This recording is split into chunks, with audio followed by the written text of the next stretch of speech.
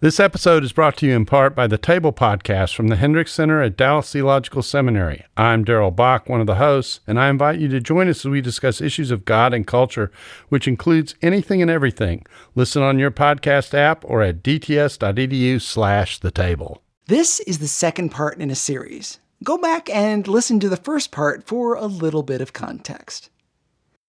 Women were finding their voices. The temperance movement, driven by women and men, was taking off. Because in the 1800s, we were a drunken mess. People drank so much alcohol, 3 times what we drink today. It seems obvious that change was eventually going to come. From the battle arose a few shining stars. 2 women from the same organization whose approaches could not have been more different. One answered adversity with calm marches, diplomacy, and speeches.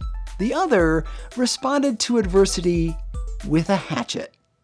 You're listening to the show that uses journalistic tools to look inside the Christian church. We press pause on the culture wars to explore how we got here and how we can do better.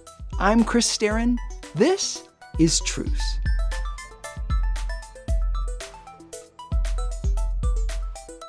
We tend to think of teetotalers as stodgy and uptight, but they may not have been.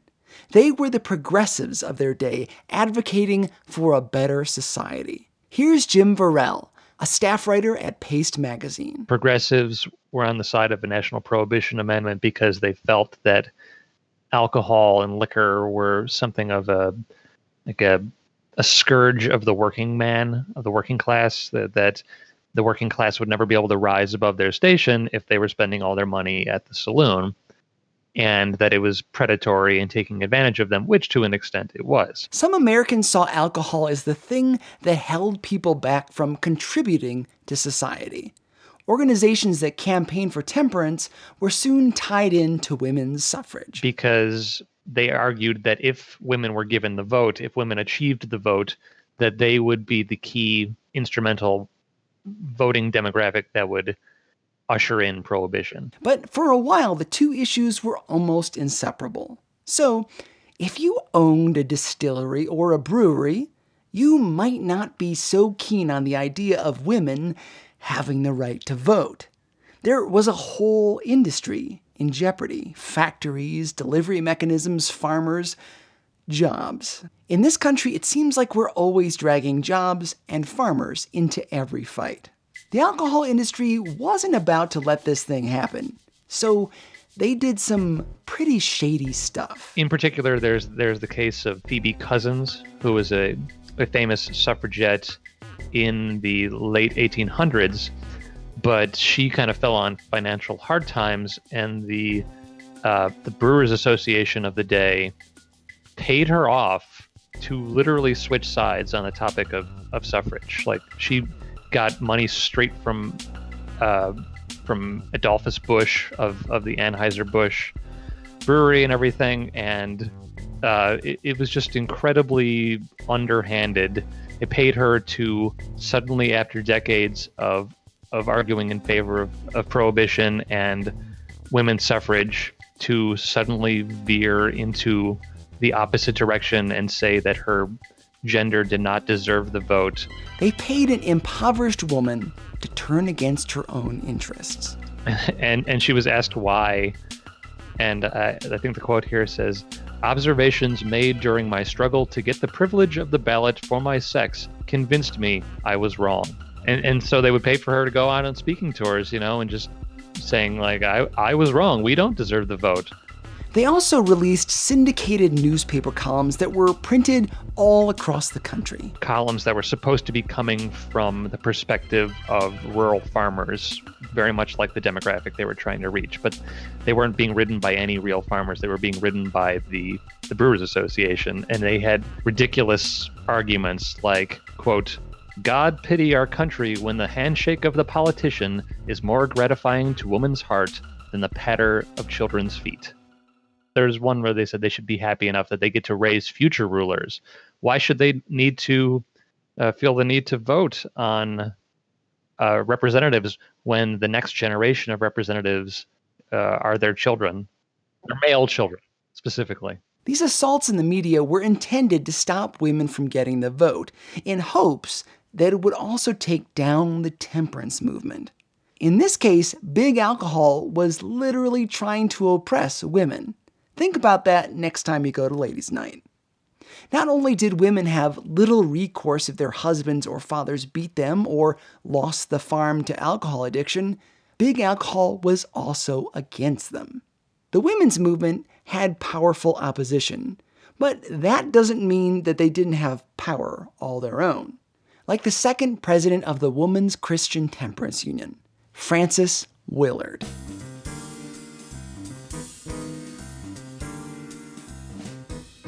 She helped to start an all-women's college, the first female leader of a college who could grant diplomas. Then she was the first dean of women at Northwestern College. After that, she became the head of the WCTU in Chicago.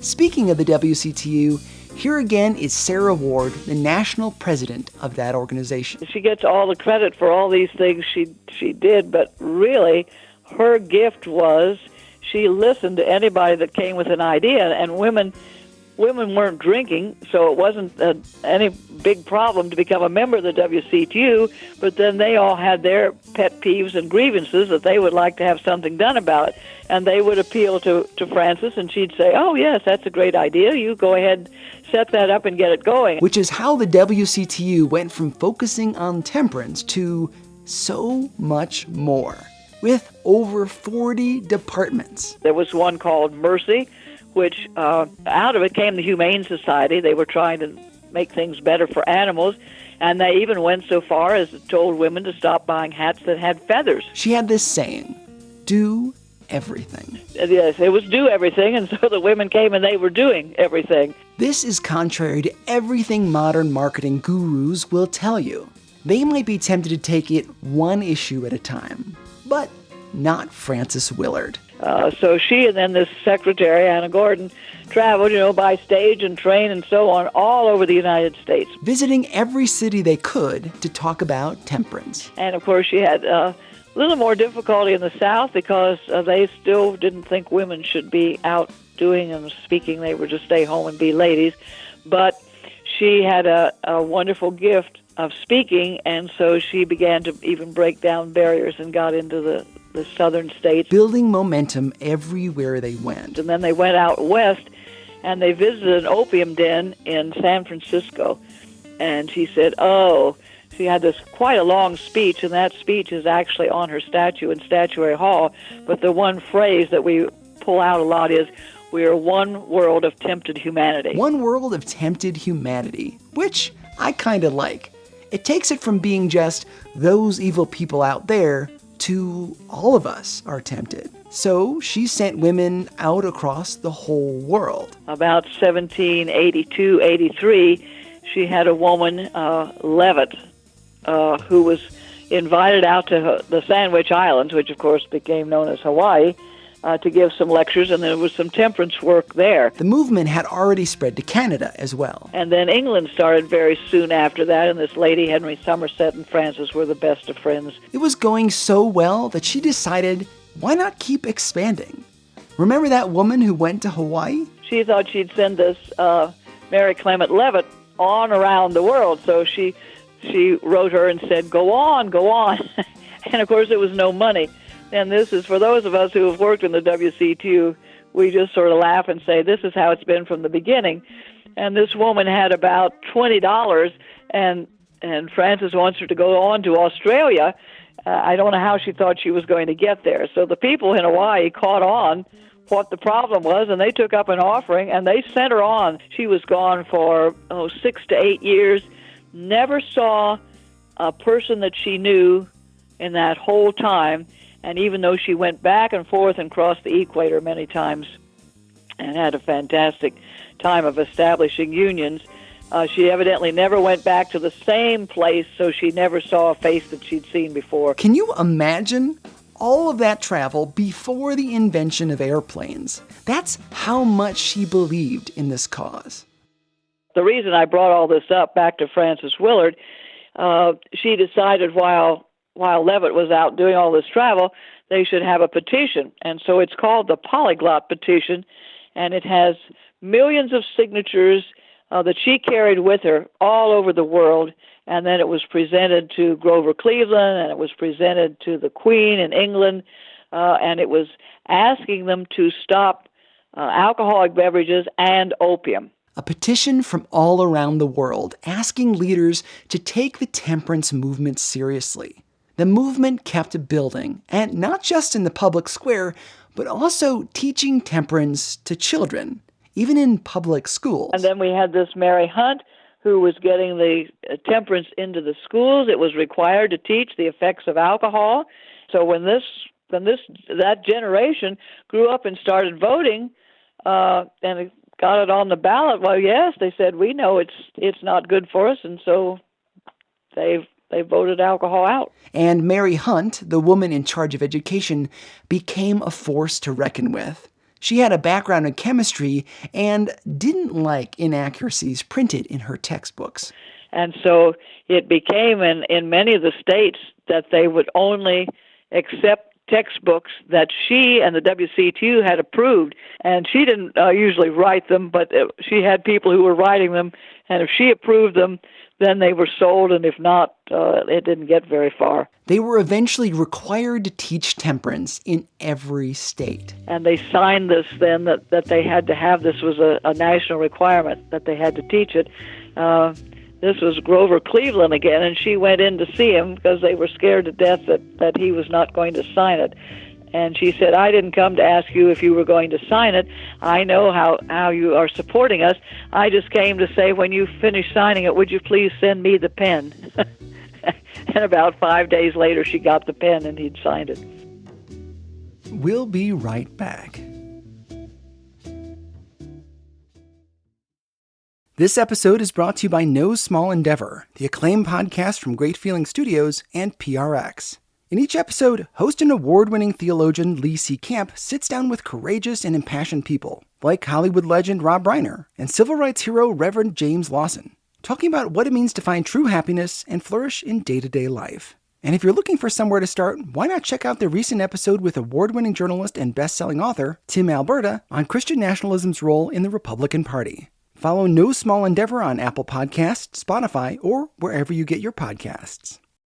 The WCTU was a whirlwind of activity, and they weren't the only organization pushing for temperance or the right to vote. But as a case study, it should demonstrate how much they were able to do long before social media made it easier to assemble a protest or spread ideas.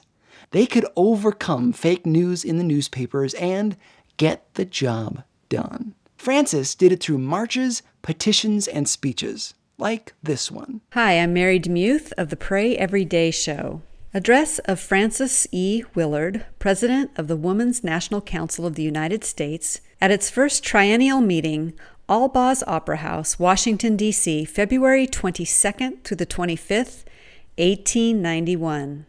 We, women of the United States, sincerely believing that the best good of our homes and nations will be advanced by our own greater unity of thought, sympathy, and purpose, and that an organized movement of women will best conserve the highest good of the family and the state, do hereby band ourselves together in a confederation of workers committed to the overthrow of all forms of ignorance and injustice, and to the application of the Golden Rule to society, custom, and law.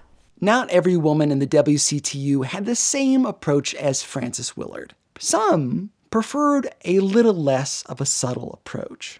Enter one of my favorite historic figures, Miss Carrie Nation. Here is Claire White from the Mob Museum in Las Vegas. And Carrie Nation, on the other hand, liked to very literally take hammers and axes and rocks and smash anything that she believed was in her way. She was from the same group as Frances Willard, but with some very different methods. Kansas was already a dry state. They already had statewide prohibition, but the law was rarely, if ever, enforced. And Carrie Nation just found that so offensive and really wanted the WCTU to find ways to force the state to, actually enforce this law. She wrote letters and marched temperance advocates through the streets, but it just wasn't working. She was the president of her local chapter at the WCTU. So how is she going to solve this problem if the police and judges weren't going to do their jobs? What good is a law if it's not enforced?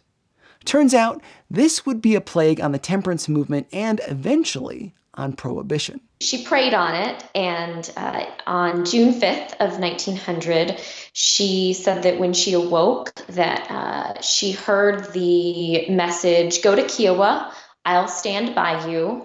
And she believed that in those words that God was suggesting to her that she go to Kiowa, Kansas, where they were drinking illegally, and smash apart some saloons.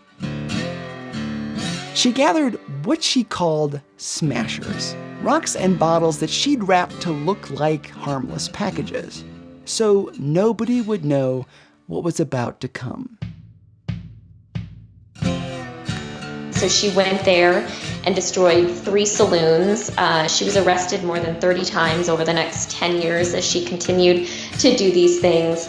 She self-described herself as a bulldog running along at the feet of Jesus, barking at what he doesn't like. When she was in jail the first time, she wrote, "You put me in here a cub, but I will come out a roaring lion, and I will make all hell howl." She became famous for using a hatchet to smash bars. Not just barrels and bottles of alcohol, like whole bars, mirrors, rungs of chairs, and she got away with it sometimes because she smashed things that weren't supposed to exist. She called these events hatchetations. Members of other WCTU branches did not want to join her. Carrie responded, "I tell you, ladies, you don't know how much joy you will have until you begin to smash, smash, smash." Sometimes it does take a little bit more of a militant stance to get things done.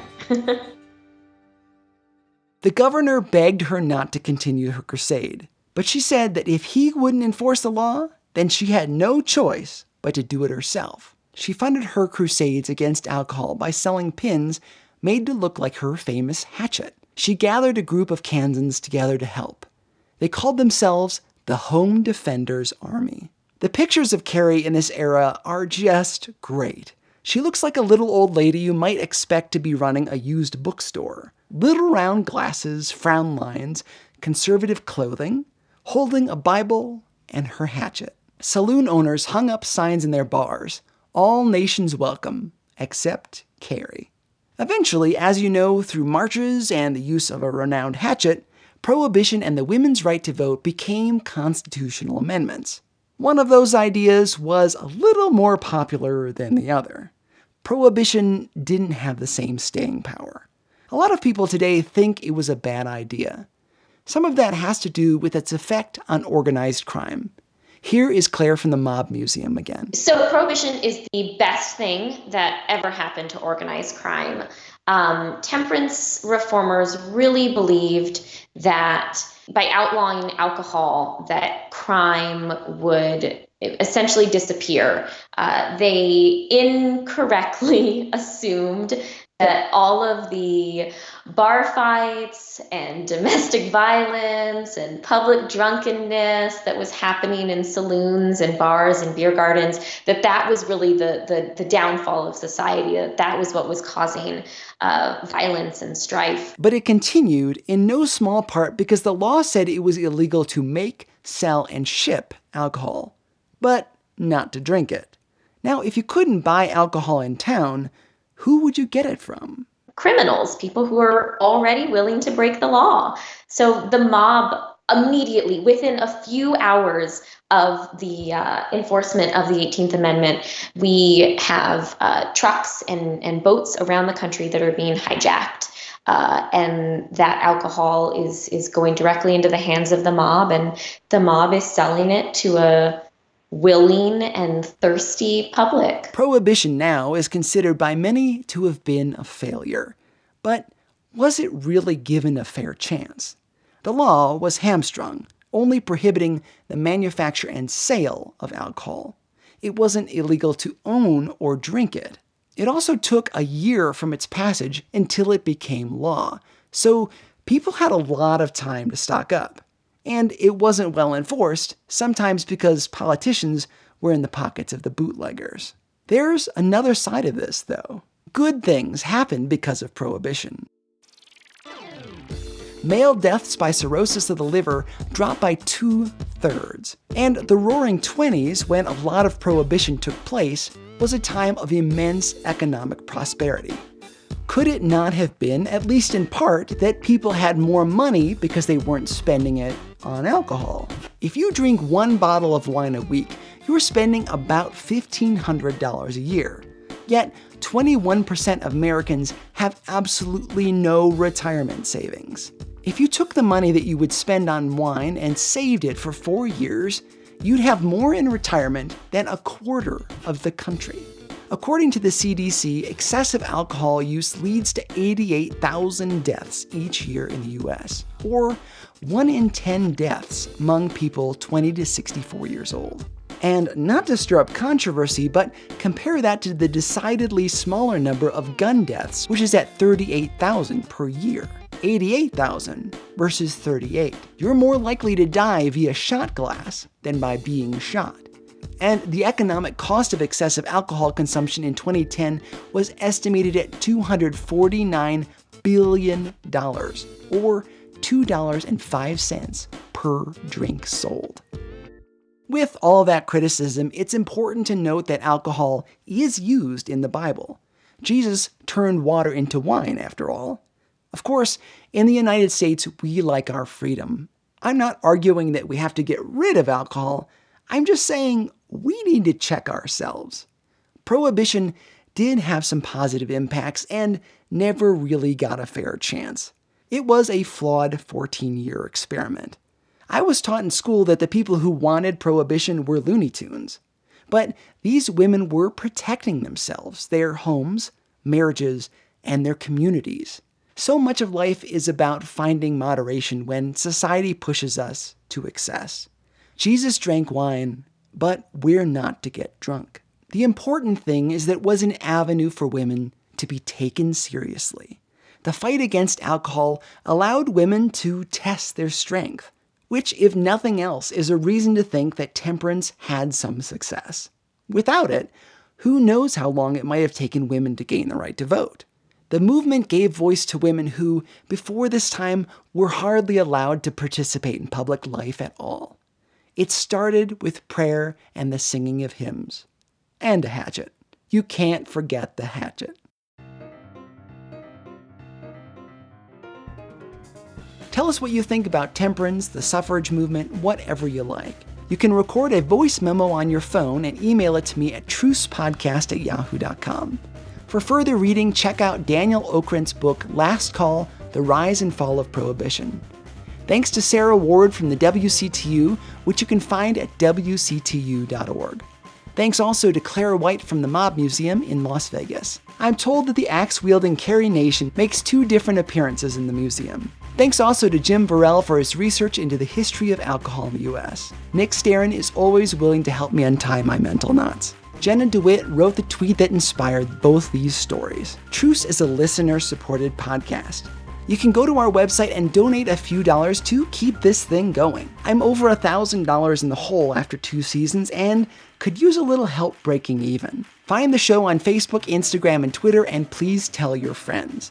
Maybe check out my movies Bringing Out Bobby and Between the Walls on Amazon and PureFlix, and my novel Cradle Robber on your favorite ebook platform. I'm Chris Starin, and this is Truce.